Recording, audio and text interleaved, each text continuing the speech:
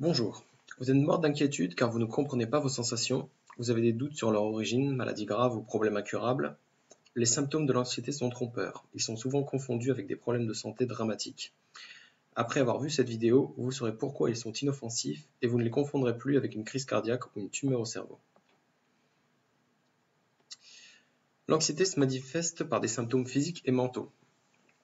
Donc par exemple une boule dans la gorge, des maux de tête, des picotements ou des fourmis dans les mains, des palpitations, en particulier durant les séances de sport, douleurs thoraciques, difficultés à se concentrer, trous de mémoire, vertiges, similaires au mal de mer, l'impression d'être dans le brouillard, plus de force dans les jambes, sueur froide, bouffée de chaleur, tension des muscles, voire douleurs musculaires, problèmes digestifs, fatigue, épuisement, respiration irrégulière, vue troublée, voire même dépersonnalisation et déréalisation. En général, ces symptômes n'arrivent pas tous à la fois, mais vous voyez qu'ils peuvent être très variés. Tâchons maintenant de mieux les comprendre. Alors, premièrement, pourquoi l'anxiété cause l'arythmie cardiaque? Alors, être anxieux, c'est vivre dans la peur jour après jour. Et lorsque nous avons peur, notre corps se prépare physiquement à faire face au danger. C'est exactement comme si un lion affamé était embusqué au prochain tournant. Et c'est pour cela que votre cœur va battre plus vite, parce que ainsi le corps sera prêt à lutter ou à fuir. Donc pas de panique, il est normal d'avoir le cœur qui bat fort quand on est anxieux, c'est une réaction normale. Et sachez que le cœur est tout à fait capable de supporter cela. L'anxiété ne peut pas être la cause d'une crise cardiaque. Un cardiologue a écrit: si les gens savaient à quel point le cœur humain est puissant et robuste, ils ne s'inquiéteraient pas à cause des palpitations.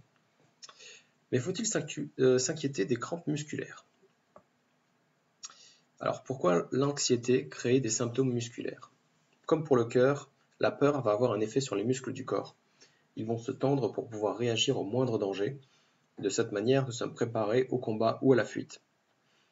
Vous avez bien compris, avoir peur nous rend plus forts, littéralement. C'est pour ça que l'anxiété cause des sensations inhabituelles dans les muscles. C'est encore une réaction tout à fait normale qui disparaît une fois l'anxiété calmée. Est-ce que ça vous est déjà arrivé d'hyperventiler? Alors, les symptômes respiratoires chaotiques. Les réactions de peur s'accompagnent souvent d'une respiration accélérée, difficile et très désagréable. C'est que vous êtes en train d'hyperventiler. Ici aussi, cette réaction s'explique très bien. La peur doit préparer le corps au danger, donc elle active les muscles, et comme ils ont besoin d'oxygène, le rythme cardiaque augmente et la respiration s'accélère.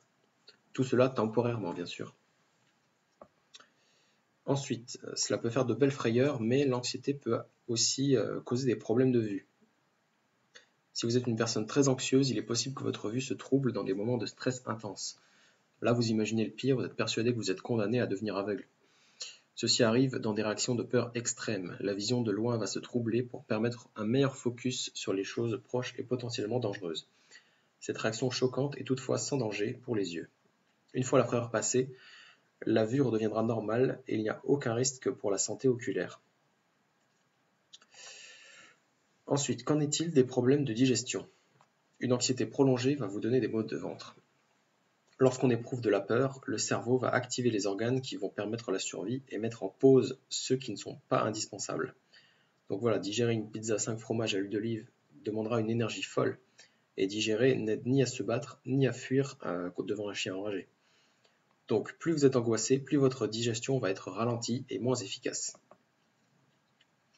Ça c'était pour le ventre. Les symptômes de l'anxiété peuvent aussi perturber notre cerveau. Alors comment expliquer les problèmes de concentration dus à l'anxiété? Si se concentrer est pénible et que prendre une décision vous demande des efforts colossaux, c'est probablement que vos inquiétudes touchent votre vie en plein cœur. L'anxiété est une sensation de mal-être qui annonce un événement fâcheux. Plus la sensation est forte, et plus les conséquences de l'événement supposé seront graves. Dans une telle situation, il est facile de faire le lien avec les problèmes de concentration et de mémoire. Pour sa survie, le cerveau a intérêt à traiter en priorité ce qui représente un danger. Voilà pourquoi il est très difficile quand on est anxieux de se concentrer et d'utiliser sa mémoire. Très bien, me diriez-vous, mais pourquoi est-ce que je suis toujours épuisé? Alors, être angoissé perpétuellement signifie peu d'énergie. Donc, l'état anxieux n'est pas le meilleur pour démarrer une dure séance de CrossFit, par exemple. Nous avons vu que l'angoisse et les peurs impliquent plusieurs modifications du métabolisme. Quand tout le corps est en alerte, les muscles en particulier consommeront beaucoup d'énergie. Mais le corps n'est pas fait pour baigner dans ses émotions trop longtemps. Quand il reste en sur-régime, c'est l'épuisement garanti. Mais il existe des symptômes plus choquants encore. Une anxiété extrême peut aller jusqu'à créer des syndromes dissociatifs, comme la déréalisation et la dépersonnalisation. Le sujet a l'impression de vivre en dehors du monde comme si sa vie était un film, et il perçoit son propre corps comme celui d'un étranger. J'ai fait une vidéo qui explique plus en détail la déréalisation et la dépersonnalisation. Mal interpréter ses sensations.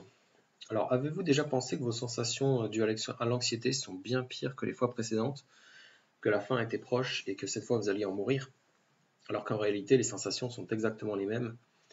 Ou peut-être avez-vous envie de débrancher vos sens, comme si vous vouliez fuir votre propre corps et la réalité pour ne plus rien ressentir? La conséquence de ces sensations, c'est l'évitement de chaque situation, même légèrement stressante. Certaines personnes ne sont même plus capables de sortir de chez elles, ce qui aboutit à une existence vide. Mais ce n'est pas une façon de vivre. Les personnes anxieuses interprètent souvent leurs sensations de manière exagérée, tout comme les hypocondriaques. Ainsi, une boule dans la gorge sera le départ d'un étouffement.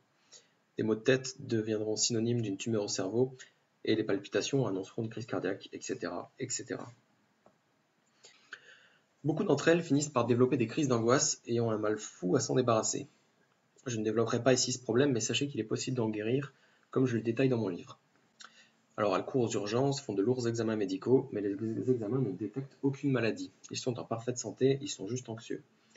Comme nous l'avons vu, l'anxiété n'est pas une maladie, ni physique, ni mentale. Alors que faut-il faire? Beaucoup de personnes angoissées cherchent des astuces ou des médicaments pour se débarrasser rapidement de leurs symptômes, mais ne vous y trompez pas. Même si vous arrivez à vous débarrasser de vos symptômes très inquiétants, la cause du problème, à savoir l'anxiété, existera toujours. L'anxiété est une somme de peurs qui a été apprise au cours de la vie, et le corps peut les apprendre et il peut aussi les désapprendre. Si vous souhaitez aller plus loin, je vous ai mis une formation gratuite dans la description pour apprendre à guérir de l'anxiété sans médicaments.